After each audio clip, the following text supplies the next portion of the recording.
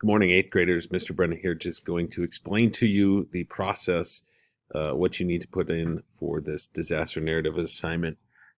Rather than turning in and dealing with the sharing issues that come up when you turn in the same assignment on two separate assignments, what we're going to do is we're going to have you fill out the slide deck about your disaster narrative. What we're going to have you do is fill out the location. Where does your story take place? Please spend some time and describe your plot. So what's going on in your story? And share with me some of your characters and a quick, brief description of them. That is what you'll do on the first slide. On the second slide is on the left side, you're going to be describing the geological setting. What type of boundary do you have? Convergent, divergent, transform.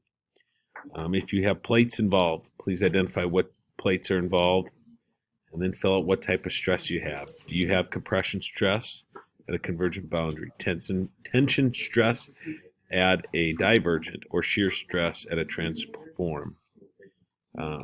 If it's not at a plate boundary, describe your geological setting with that.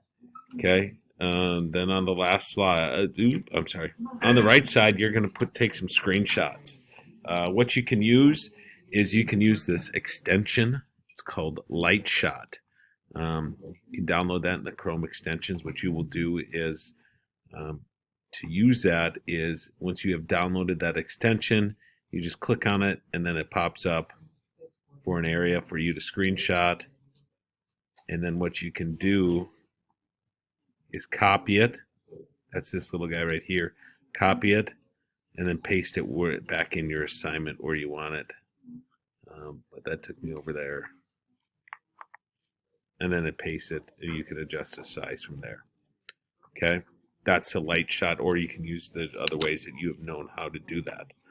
Okay, on this last slide, what you're going to be doing is describing your disaster event. What was it? Provide some screenshots that show you have adequate knowledge of that specific natural disaster. And then here at the bottom, you're just taking 3 screenshots of how you describe that process of the disaster. Hopefully this helped explain that a little more clearly. And if you do have questions, please reach out. Thank you.